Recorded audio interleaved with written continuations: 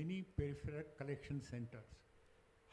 Are they very reliable? Are you sure that they are taking adequate precautions, especially urine culture, blood culture, assay of hormones, thyroids?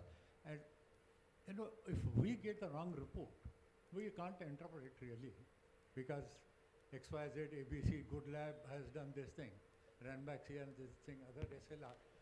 So is it safe to send the patients to these peripheral units or send them directly to the lab? See, to a great extent, if the peripheral unit is owned by a principal or the original group, if it's a franchisee, I will not vouch for it. But today, for example, see, Golwilkar Metropolis or Lal Path Lab, or for that matter, even SRL. See, wherever they own their center, the cold chain is religiously followed, because there are regular NABL auditor visits, and those NABL auditors, you will be surprised, they pick up from our peripheral centers. One auditor, he is on duty just to visit the peripheral centers. Whether there is a refrigerator, where there is centrifugation, whether there is separation, whether there is a cold chain maintained, they go on investigate our boys' bags. So one of them will wait outside, and we don't realize that why he is waiting in the OPD. He will pick up their bags and then investigate whether there are whether it is proper, the cold chain is properly maintained. So to that extent, we are sure. But I do agree with you. For example, if I receive a sample from Jalgaon, I am not sure whether that sample from Jalgaon to Pune, my lab has reached properly in cold chain. And that's where we experience this, that we get low values of T3, T4, TSH. Then we get this TSH value. We do ourselves free T4 at our cost. Then we inform the doctor there, we need a fresh sample. There is a cold chain problem. On top of that, we tell him that we will not charge you. So the test is done thrice.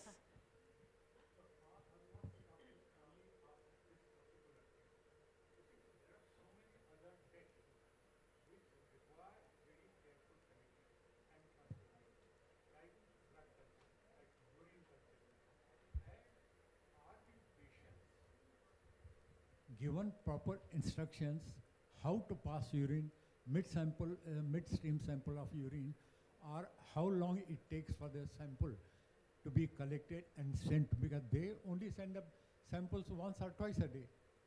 So is it very reliable? Yes, there also again, as per our audit, we have kept the descriptions and we give them for reading to the patient before giving the sample. Now, many a times what happens, we have also seen that patients say, we have been doing culture for years. It's like after drawing blood, if we say, please fold your hand for some time, they will not listen to us. Or please wait in a lab for some time. They will open the hand, that will spoil their clothes as well as our lab. But that's the culture, you see. We have to cultivate them. We have to tell them that this has to be done properly and give that. From our end, from the peripheral centers, we can always give them something to read, how to collect the sample.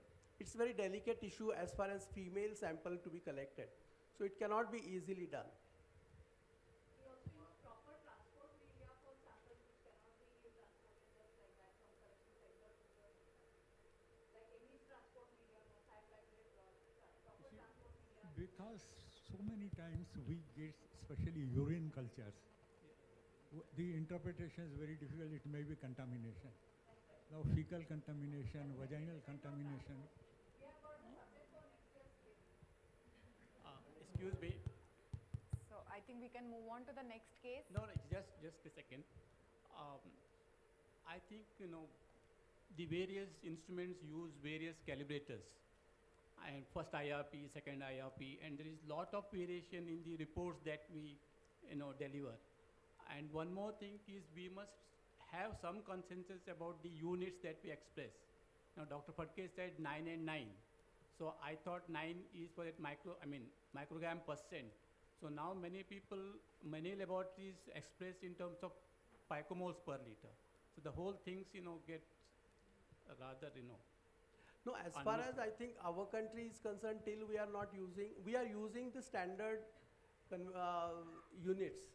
And to a great extent in Pune, probably we are using. In fact, whenever you have seen the descriptions, both in Dr. Phadke's slides and Avanti's slides, the units were same. similar. If No, some, but if you see my But the- slide, it is different. no, that is because you are not referring to some CLI guidelines, or you are not referring to NA. DL, you know. Yeah, you have to refer to standard guidelines and then get them from their guidelines. No, no. Because NABL now we stand- cannot use the different, as far as NABL is concerned, they ask you from where you have picked up these units. You know, Reference. that's Yeah. what, we have been And- asked to change over to picomoles per liter. I don't know, they also differ so many times. So it's not really for T4, not necessary. Yeah. No, sir. You don't need to change to picomoles. In fact, American system which started off with picomoles has completely changed back to SI units. It's only in the UK which is still using the millimoles, micromoles, etc. Basically, we should stick what we understand. So if I have not learned that picomole thing, so I really cannot visualize it in that picomole. I still prefer it in the micrograms or milligrams or whatever. Unless you, as sir said, if you quote a particular range for that, whatever units you report that in is immaterial, as long as you quote a reference range which is standardized. In this next case, the T3 and T4 levels are in the normal range and TSH is marginally on a higher side. Early hypo. So again, because I have shown you earlier slides where the values have varied because lot of other factors, to start with we would not conclude as anything on this. We will say probably it can be one of these causes, like it may be even euthyroid or subclinical hypothyroid case. Clinical correlation is necessary. Maybe this patient is a known thyroid patient on therapy. So we will really Base TSH. Nowadays, if you see, there are a lot of tests being done in the executive checks, and you get a lot of patients who are evaluated for obesity because of thyroid disease, for thyroid disease. Why? Because they are overweight. Now, and you will find that a large number of patients will have a slightly high TSH, and everyone jumps onto him and starts thyroxine, etc., etc. It is important to remember that one of the causes of borderline elevated TSH is obesity. The reason for that is leptin metabolism, which changes in obesity, and leptin actually causes a slight pituitary resistance to thyroid hormone, and therefore TSH marginally goes up. There is no role of thyroxine in these patients. If the weight comes down, leptin normalizes and TSH comes down to normal. So it's important when you are actually evaluating obese patients for thyroid, just a finding of raised TSH is not hypothyroidism, it's normal. So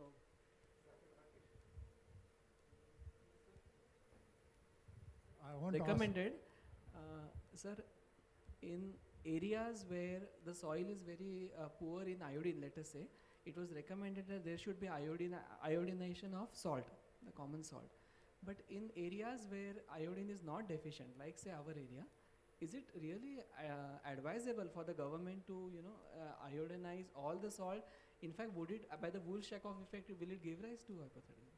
I think it's really out of the scope of this, but I will discuss this with you in the break, certainly. I want to ask one thing.